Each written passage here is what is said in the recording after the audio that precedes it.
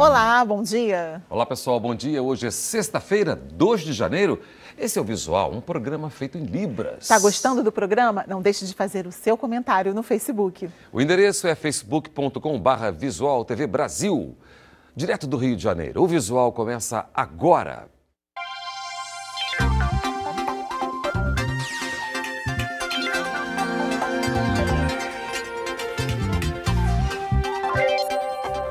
Infarto, câncer e diabetes. A obesidade está entre os principais causadores de tantos problemas e já afeta a metade dos brasileiros. A interpretação é de Jonatas Narciso. Muita disciplina e força de vontade fizeram Bruno perder 26 quilos. A mudança na rotina começou quando ele ia completar 30 anos e pesava 106 quilos. Eu coloquei uma meta, a gente não tem tantas metas na nossa vida, trabalho, estudo, por que não isso? Por que não essa questão? Né? Então foi para um processo mais difícil, uma escolha mais complicada, mas foi a escolha mais saudável para um resultado futuro. Estar acima do peso é um problema que afeta a metade dos brasileiros. A fórmula para emagrecer a gente conhece: exercícios, alimentação balanceada. Mas para um grupo de pessoas é preciso também a ajuda de medicamentos. Para outros é necessário ainda uma outra alternativa: a cirurgia bariátrica. Dados do Ministério da Saúde mostram que o número de cirurgias feitas pelo SUS aumentou 45% de 2010 a 2013, ano em que foram feitas 6.883 intervenções. Pela rede pública, o paciente entre 16 e 65 anos é acompanhado por uma equipe multidisciplinar durante 2 anos e é submetido a uma dieta. Só depois disso, a redução do estômago é autorizada. Os cuidados com a obesidade começam na hora de monitorar o excesso de peso. A conta é simples: peso dividido pela altura ao quadrado. Se o resultado for até 24,9, peso normal.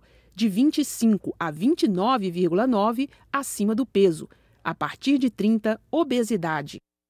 Então aí vem os graus de obesidade e quando chega aos números de 40, então nós consideramos como obeso mórbido.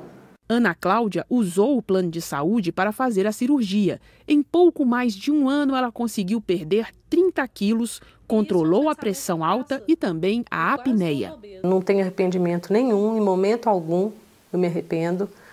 Me arrependo de não ter feito antes, sabe? Porque teria sido feliz mais cedo. Bom dia!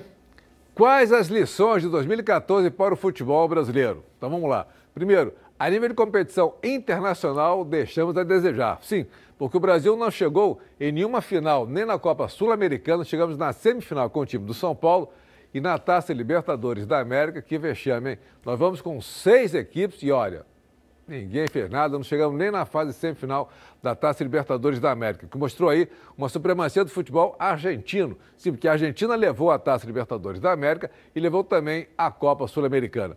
A nível de estrutura dos nossos clubes, fica realmente o grande exemplo do futebol mineiro. O futebol mineiro é o grande vencedor deste ano, do ano de 2014, ano que terminou recentemente, porque o Cruzeiro foi pela segunda vez consecutivo campeão brasileiro e campeão com 3 rodadas de antecipação. O Atlético Mineiro chegou na final e ganhou a Copa do Brasil. E ganhou a Copa do Brasil em cima do Cruzeiro. Então as duas grandes equipes de Minas fizeram a final do evento principal, que foi a Copa do Brasil, o que mostra realmente a força, a supremacia no momento do futebol das Minas Gerais. Nas demais competições, time grande brigando para não cair, time grande sem renovação, time grande sem jogadores. E o fundamental é que o nosso futebol continua com os problemas administrativos muito sérios. Problema de renovação, problema de sustentação da nossa base.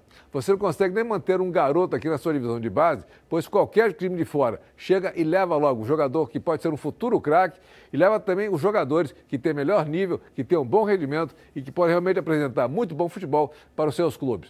O futebol brasileiro tem que rever atentamente também a sua parte, seu calendário. São várias competições, muitas competições ao mesmo tempo e a partir de agora também o STJD já determinou que a CBF tem que, a cada partida, um intervalo mínimo de 72 horas. Porque nós tivemos no ano passado partidas praticamente não com esse intervalo, o que realmente prejudica a preparação de qualquer equipe.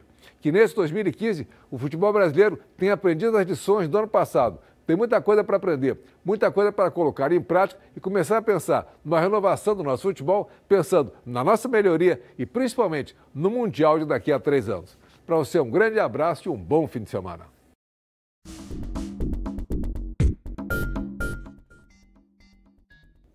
Família. Filho.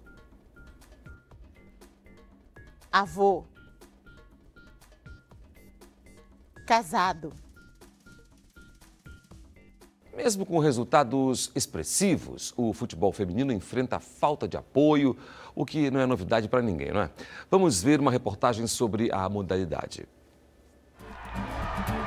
Ao final da partida que deu o título brasileiro de futebol feminino para a Ferroviária, a capitã Marina não segurou as lágrimas. Por isso que eu peço melhor profissionalização. Se alguém está me ouvindo, nós precisamos de leis, nós precisamos de incentivo, modalidade, tudo bem, né? Tô eu aqui chorando de novo, Marta chorou, Cristiane chorou, todas essas meninas choraram, mas elas choram por uma luta de um futebol feminino melhor. Exemplos para confirmar as palavras da Marina não faltam.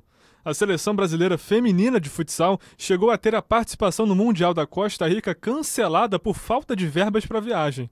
As meninas, atuais tetracampeãs do mundo, só puderam tentar o penta depois de conseguir o apoio de um banco na última hora. O Criciúma do Rio de Janeiro foi fundado há menos de 2 anos. A equipe é formada na maior parte por atletas jovens de origem humilde. Em novembro, um convite inesperado veio sacudir o mundinho delas. A FIFA e o Atlético de Madrid da Espanha estão organizando um Mundial de Clubes de Futsal a ser disputado na capital espanhola em janeiro. E o pequeno time carioca foi o convidado para representar o Brasil. 1, 2, 3, Criciúma, busca! As meninas do Criciúma participaram de um torneio de peladas aqui no Rio de Janeiro, sem custos, mas também sem premiação em dinheiro. Para acordar no domingo para jogar a tradicional pelada, o amor pelo futebol é suficiente. Mas para realizar o sonho da viagem de uma vida, elas vão precisar de um pouquinho mais. Eles ofereceram do aeroporto para dentro a estadia, a alimentação, já está tudo pago, só falta as passagens aéreas. A banda carioca F292 se solidarizou com a situação do time e conseguiu levantar R$20 mil com empresas parceiras. A colaboração veio em boa hora. Afinal, a equipe que treina em um pequeno clube na zona norte do Rio de Janeiro não tem patrocinadores. Se o futebol feminino tivesse 10% de 100 que o futebol masculino tem, nossa, isso seria muito. Porque apoio nós não temos, somos poucos. Ninguém apoia, todo mundo fala, todo mundo diz, mas só quem joga sabe que a dificuldade é muito grande. O que nos mantém é o nosso sonho de um dia sermos jogadora, e hoje nós somos.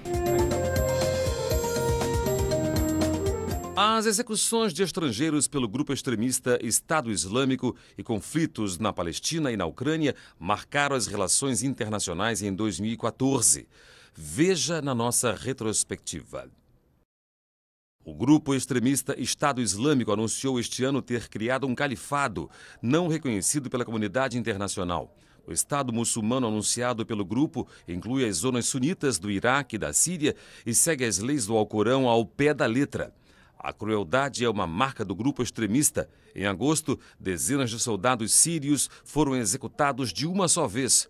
Uma das estratégias usadas pelo Estado Islâmico é filmar as execuções e divulgá-las pela internet. 2 jornalistas americanos e um voluntário britânico tiveram suas cabeças cortadas em frente à câmera.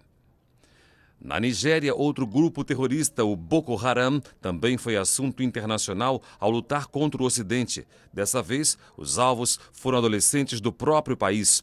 O grupo, que é contra a educação ocidental e o ensino de mulheres, sequestrou mais de 200 meninas de uma escola. As negociações pela libertação das meninas continuam em andamento, mas as famílias das vítimas acusam o governo de não dar a devida importância ao caso, que mobilizou a comunidade internacional e personalidades nas redes sociais. A região da Crimeia, no leste ucraniano, foi palco de um conflito envolvendo dois velhos conhecidos, Ucrânia e Rússia.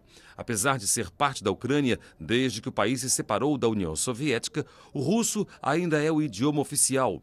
Depois de uma série de protestos no país contra a decisão do presidente Viktor Yanukovych em se aproximar da Rússia e se afastar da União Europeia, o presidente foi deposto.